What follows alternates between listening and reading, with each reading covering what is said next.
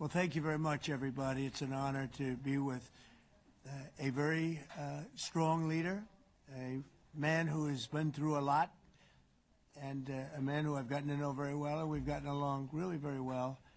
And we had a big call yesterday, as you know, with President Putin, and we'll be talking about it. President Zelensky of Ukraine has endured a lot. I mean, he really has. He's endured a lot, and we've endured it with him. To be honest, it's been a long time, and I think we're making great progress. So we're going to be talking about that today. We'll be talking about what took place yesterday with my phone call with President Putin, and I think that things are coming along pretty well. It began with Alaska, where I think certain guidelines were discussed, and we want to see if we can get this done. This was long ago into the Biden administration. I came here and we inherited this, and we'd like to see if we could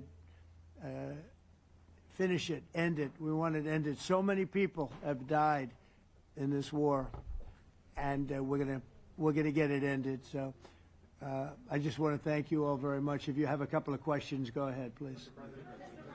In fact, before I do that, let me just ask the President to say a few words. Thank you, President. Pleasure. Glad to meet you again, Mr. President. Thank you very much for the invitation. Again, my congratulations with your successful ceasefire in the Middle East. Thank you. Yeah, and you did it, and I think this is a momentum to finish Russia's war against Ukraine. I think that, yes, we understand that Putin is not ready. I think not ready, but I think that I'm confident that with your help, we can stop this war. And we really need it. We see that they don't have successful steps on the battlefield, and it's good. I think that their army is weak now, but a lot of losses. They have a lot of losses and in economy and people, and I think this is a very important moment. And I wanted to thank you, Mr. President, after our phone calls.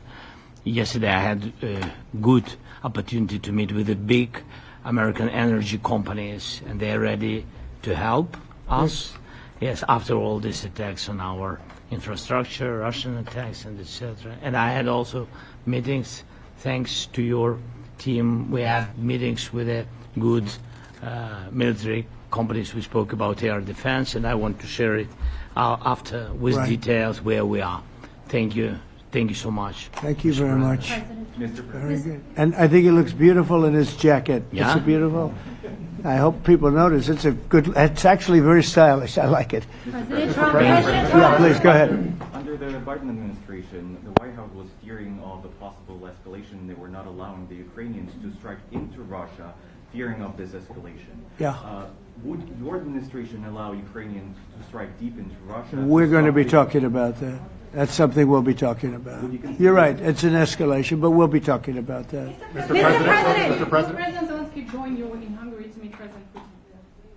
Because it's a leader that we like. We like Viktor Orban. He likes him. I like him.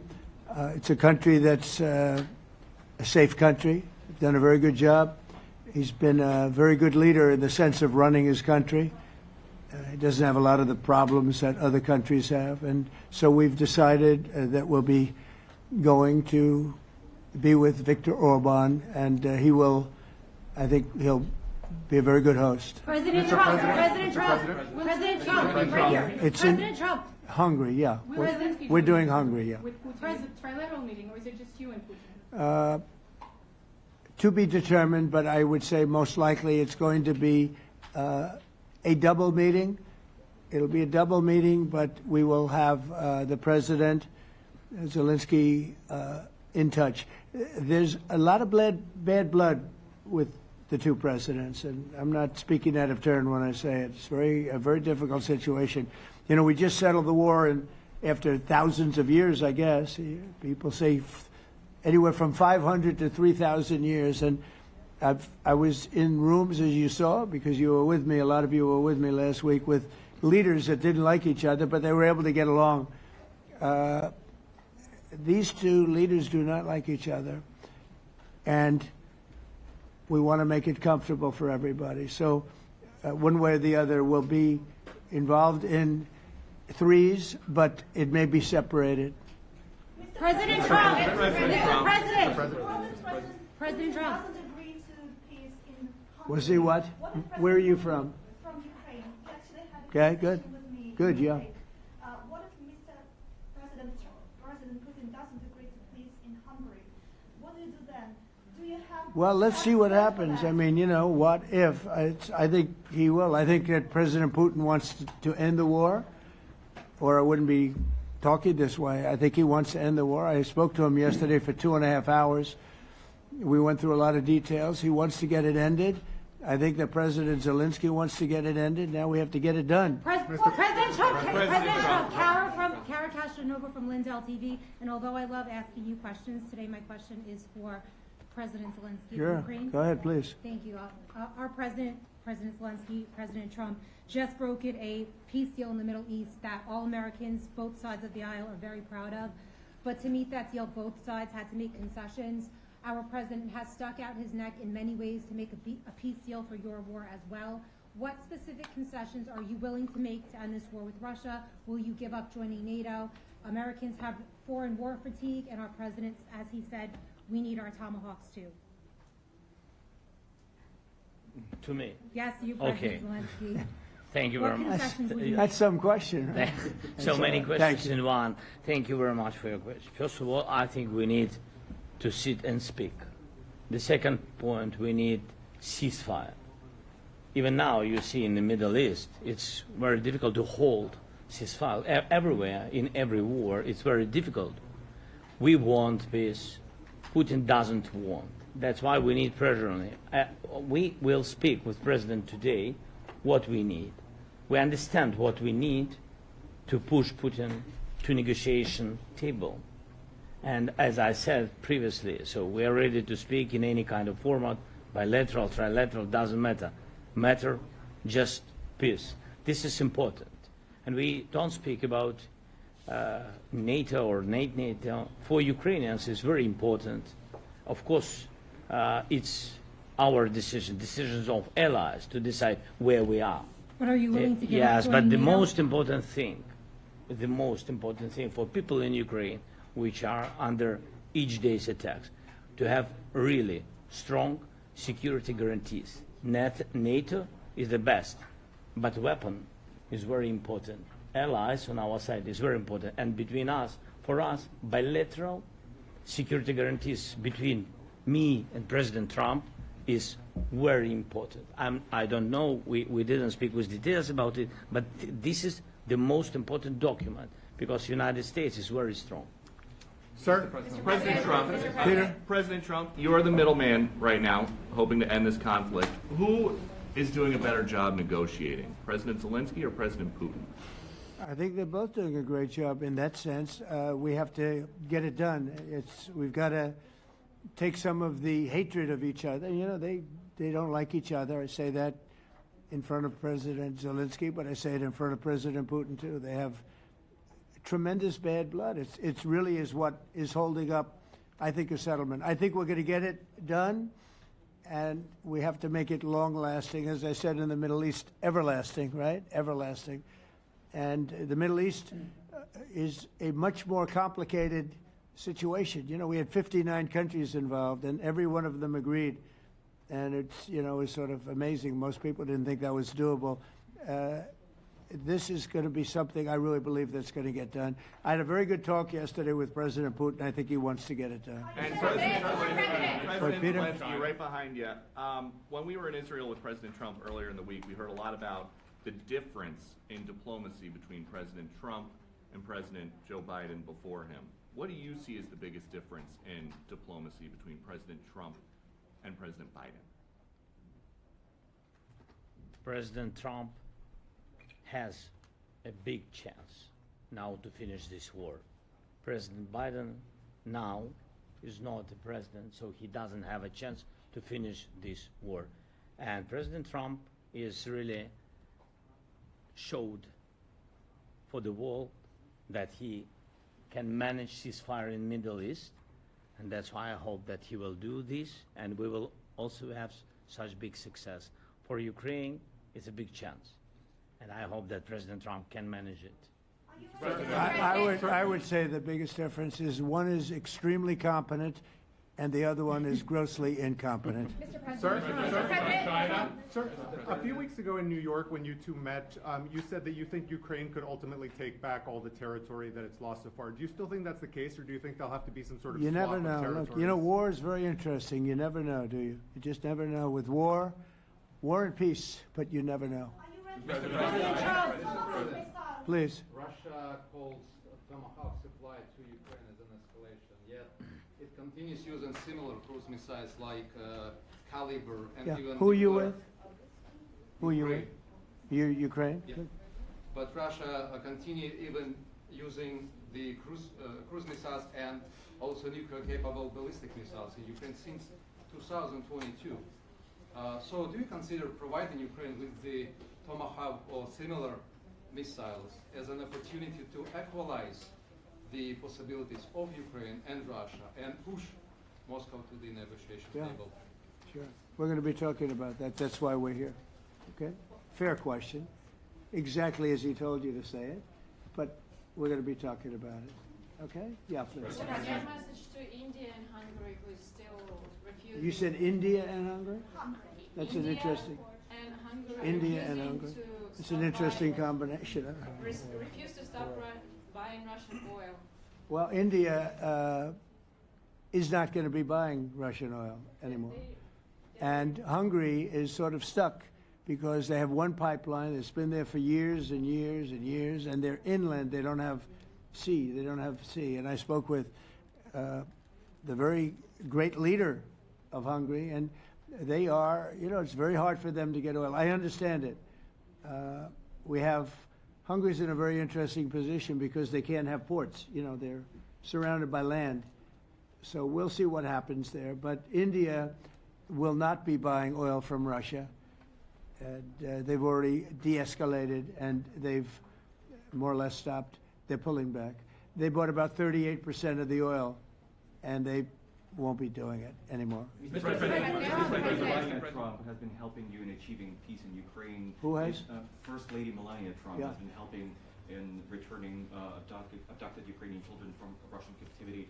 President Zelensky, do you appreciate those efforts? How do you assess them? And did you ask her to step in and to help you? No, she wanted to do it. She just felt very strongly about the children, and she's done a really good job, I think, in bringing it to the fore. You know, we have a lot of children involved. Now, it's some people say it's 20,000, and some people say it's 300. There's a big difference between that, so nobody really knows. But she felt very strongly about the children. She thinks about the children all the time. President Trump, if you okay Tomahawks to Ukraine, what's going to happen if the United States is in a conflict and we need the Tomahawks? Do we have enough? That's a problem. We need Tomahawks, and we need a lot of other things that we've been sending over the last 4 years to Ukraine. We've been, you know, we gave them a lot. Now we have a different situation. We send it to the European Union. They pay for it and all that, and they have plenty of money. But it's beyond the money. You know, we need Tomahawks, and we need a lot of other weapons that we're sending to Ukraine. One of the reasons we want to get this war over is exactly that. It's not easy for us to give. You're talking about massive numbers of very powerful weapons. So that's one of the things we'll be talking about. Hopefully they won't need it. Hopefully we'll be able to get the war over with without thinking about Tomahawks. I think we're fairly close to that. Yeah, go ahead. Can I say, Yeah, please. just to understand. So for today, of course, we want to finish this war, but the war is another technological war. You don't use just Tomahawks. If you want to target a military goal, you need thousands of drones. It goes together with such missiles. Ukraine has such thousands of our production drones, but we don't have Tomahawks. That's why we need Tomahawks. But United States is a very strong production, and the United States has Tomahawks and other missiles, very strong missiles, but they can have our thousands of drones. That's why where we can work together, where we can strengthen American production. And so just so that I understand, so you're suggesting kind of a trade if President Trump okays Tomahawk missiles to help you launch Yes, it's into about Russia, military goals. It's you only would about military goals. Right, but then you would authorize some kind of an exchange where Yes, of course. the U.S. gets Yes, we Ukrainian- have proposition. Yeah, we have big proposition President- with our drones. President Trump, I don't mean to be brokering an arms deal here, but is that something that you would be interested in, Ukrainian drones?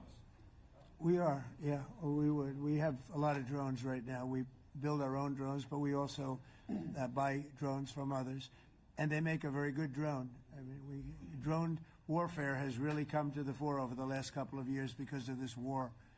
I will say, there's nothing like the jets. You know, we knocked out a lot of drones in Israel. We were knocking them out for Israel, and we were doing it with extremely fast and powerful jets, following the drones and knocking the hell out of them. So, it's, you know, we know a lot about the drones, and we know a lot about the great jets, the great ones.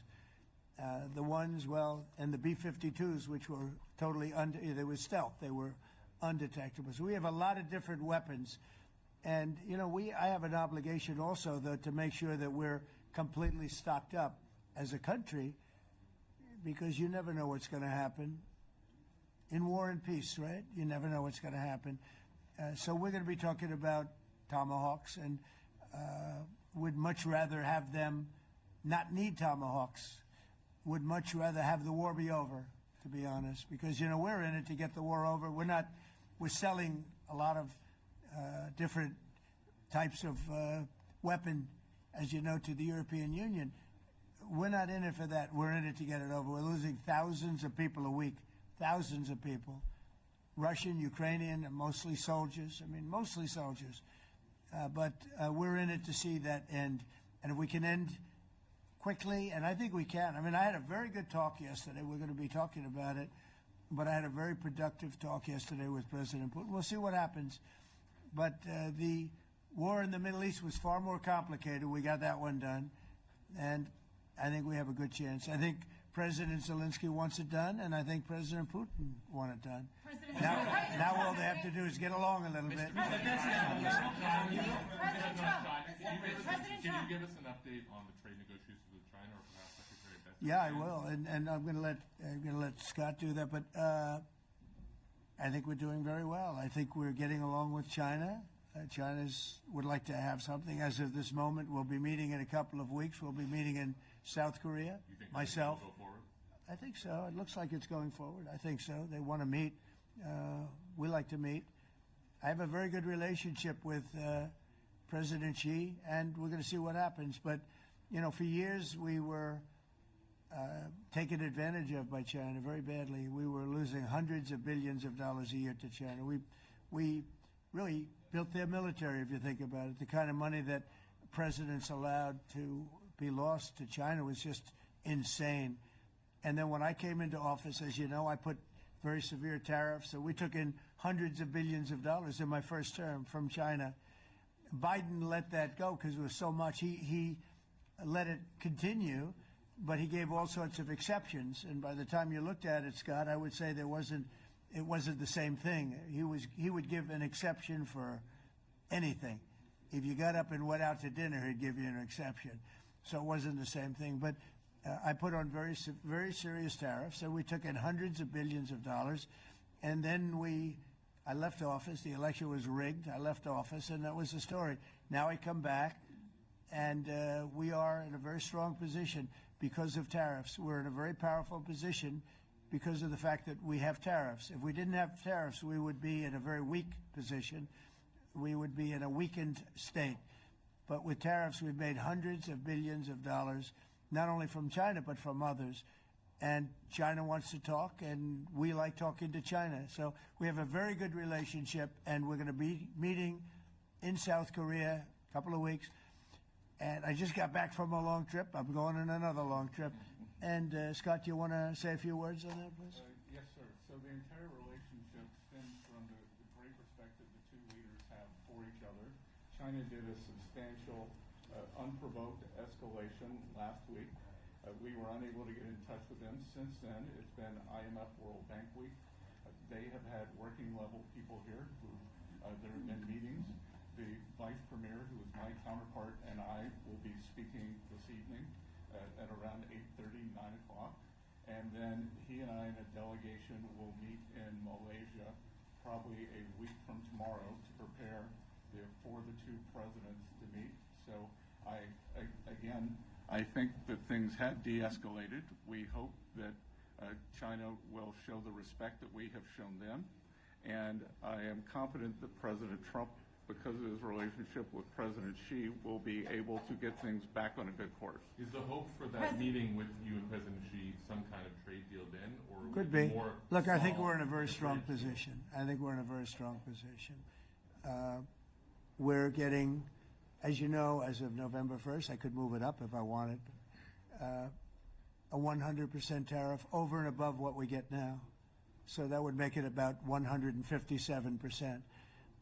And China doesn't want that, and they want to talk, and we're talking. And I think we'll make a deal that will be good for both. I think we will do something. But you have to understand, we never got anything from China.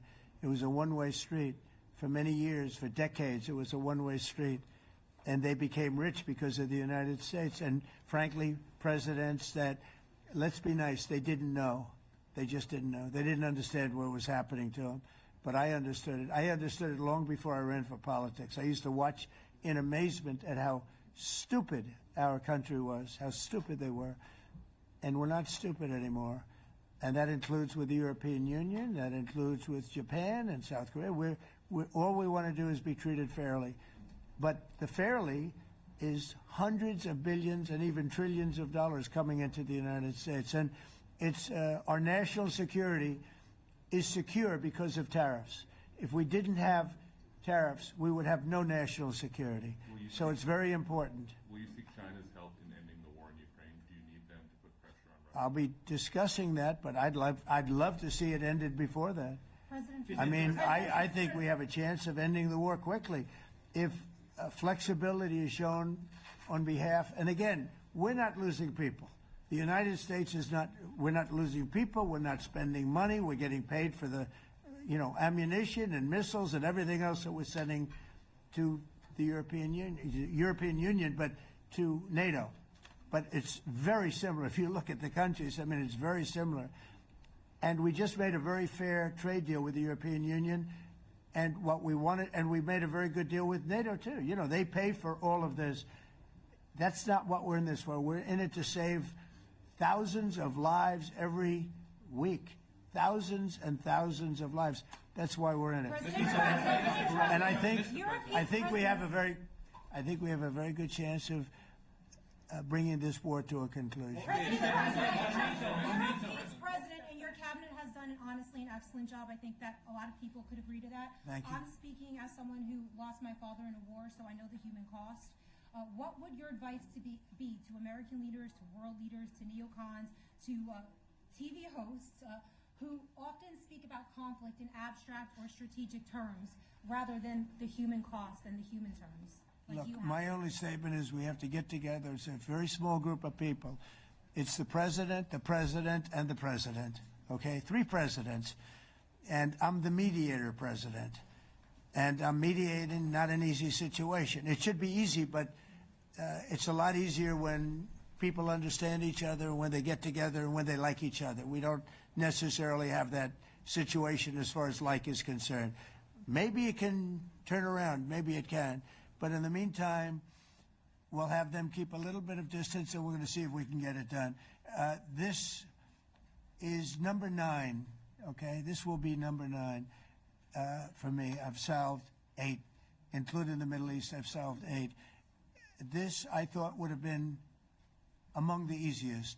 We solved, President Putin mentioned yesterday Armenia, all of the different wars. He said it was amazing but the big one that he was surprised that we were able to settle was the Middle East. He thought it was incredible. He was very generous in that sense. This should be something we're able to settle, and I think we will be able to settle. Yeah, Brian? Yes, sir. On that note, you will go down as a peacemaker, no doubt, and you will resolve this war. Well, we resolved 8 others. It's funny how people say that. If you get this one, every time I do one, they forget about that one. I solved 8 wars. go to Rwanda and the Congo, talk about India and Pakistan, look at Thailand, look at all of the wars that we solved. And every time I solve one, they say, if you solve the next one, you're going to get the Nobel Prize. I didn't get a Nobel Prize. Somebody got it who's a very nice woman, very nice. I don't know who she is, but she was very generous. So I don't care about all that stuff. I just care about saving lives. But this will be number 9. But every time I solve one, they said, sir, if you solve one more, you're going to be known as a peacekeeper. So to the best of my knowledge, we've never had a president that solved one war. Not one war. Bush started a war. A lot of them start wars, but they don't solve the wars. They don't settle them. And especially when they have nothing to do with us. I guess just about all of these wars had nothing to do with us. But I saved tens of millions of lives. The Prime Minister of Pakistan said, I saved millions of lives in interceding on Pakistan. And you look at Pakistan and India as an example. That would have been a bad one, 2 nuclear nations, right? So I say this. This is pretty much the last one, although I do understand that Pakistan attacked, or there is an attack going on with Afghanistan. That's an easy one for me to solve if I have to solve it. In the meantime, I have to run the USA, but I love solving wars. You know why? I like stopping people from being killed, and I've saved millions and millions of lives, and I think we're going to have success with this war. Wait, please. This President Zelensky, this is your third time over here. Oh. And by the way, you look excellent. Thank you, sir. Thank you. For you, by the way. This is your third time here.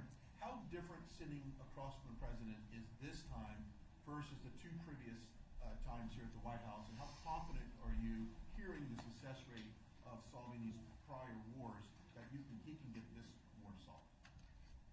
First of all, about suit. The same suit because the same president. It's very simple. The next president will have another suit. Yes. About our relations with President Trump, I think we have important dialogues, and I think we begin to understand each other.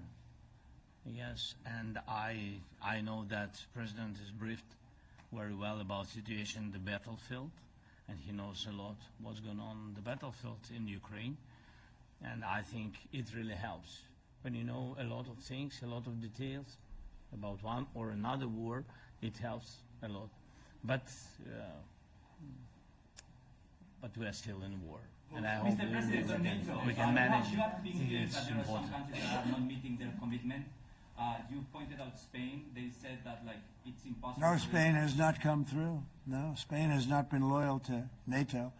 Spain has been, they're the only one.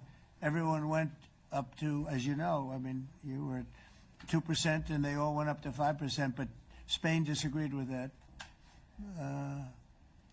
I think Spain should be reprimanded for that. I think it's very bad that they did that, but that's up to them. That's up to NATO and Spain. Your options, they cannot be expelled from NATO. Can they or not? They cannot, according to the treaty, but they also claim that they are protected by the European Union umbrella for trade. Well, the other people, many of the other countries are in the European Union too. They're not complaining, right? President, tell you that Putin is serious. That's of interest. Mr. They're President. protected. Yeah, please go ahead. Thank you, Mr. President. Do you think you can carry the momentum from the Middle East deal over to this deal? And if I do. So, how does that move the needle? Yeah, I do. I think we carry a lot of momentum, a lot of credibility. Getting Middle East done was very important. Nobody thought it could be done. That was one nobody thought could be done, and we got it done. And a lot of that was the big hit that we put on Iran with respect to the nuclear. They took that was an unbelievable military maneuver, the B-2s, and many other planes involved, by the way, but the B-2s. Yeah, I think nobody expected that to happen. And, you know, we had 59 countries involved, and these were countries very diverse. You had Arab, Muslim, Jewish, you had every country, Christian, you had every country, and many countries involved, and we got that done. And we got it done pretty swiftly after we set the table properly. We had to set the table properly. This should be one that we get done. And I think the table is set properly here now, too. And it'll be a great honor. It'll be a great honor to get it done. And the Ukrainian people are great, and the Russian people are great. And obviously they have much in common, as we understand. They have a lot in common. So it'll be a great honor to get it done. Yeah. On Venezuela, there are survivors from your latest boat strike. What happens to those survivors? Well, I'll ask Marco to discuss that possibly. Yeah, it's well known there's an ongoing narco-terrorist operation the United States has been conducting. As far as details of any recent strikes, we're not prepared here to announce all those details, but you'll get that information here very shortly. And how are there survivors when these are meant to be lethal attacks? Yeah, again, I mean, we're undertaking these operations against narco-terrorists. That's what these are. These are terrorists. Let's be clear. And but as far as the details of any recent operations, when we are prepared to announce those, we will, as the president has consistently done. So you may get something on that later today. Let me ask you, that was in a submarine, right? We attacked a submarine, and that was a drug-carrying submarine built specifically for the transportation of massive amounts of drugs, just so you understand. This was not an innocent group of people. I don't know too many people that have submarines, and that was an attack on a drug-carrying, loaded-up submarine. Yeah. On Putin, is it your belief, as Mr. Zelensky said yesterday, that the threat of tomahawks and costs, as Secretary Hicks had put it, is that bringing him to the table, the fact that it's kind of a carrot and stick? I don't know what's bringing him to I think he wants to make a deal, that's all. I can't tell you what's bringing him. Sure, that's the threat of that is good, but the threat of that is always there. Tomahawks are very dangerous weapons. They're incredible weapons. If you like warfare, it's one of the most accurate. You know, we hit 30 Tomahawks in Iran after the B-2s did their damage. We sort of gave it a little capper with 30 Tomahawks from a submarine, quite far away actually. But they're an amazing weapon. They're a very powerful weapon, but they're a very dangerous weapon. And it could mean big, escalation. It could mean a lot of bad things can happen. Tomahawks are a big deal. But one thing I have to say, we want Tomahawks also. We don't want to be giving away things that we need to protect our country. We have a very strong country right now. We have a strong military. We have the greatest military in the world. We have the greatest weapons in the world. I want to get this war over. Okay? Putin-Trump tunnel to connect Russia and Alaska. Are you interested? I just heard about it. A tunnel from Russia to Alaska. I just heard about that one. That's an interesting one. We'll have to think about that. I hadn't heard that. We just did a nice road in Alaska. It's going to get us to a lot of minerals, and we have a piece of it, a good piece of the ownership because of the fact we made it possible. But this came up yesterday, a tunnel from Russia to Alaska. That's an interesting. What do you think of that, Mr. President? Do you have any ideas? How do you like that idea?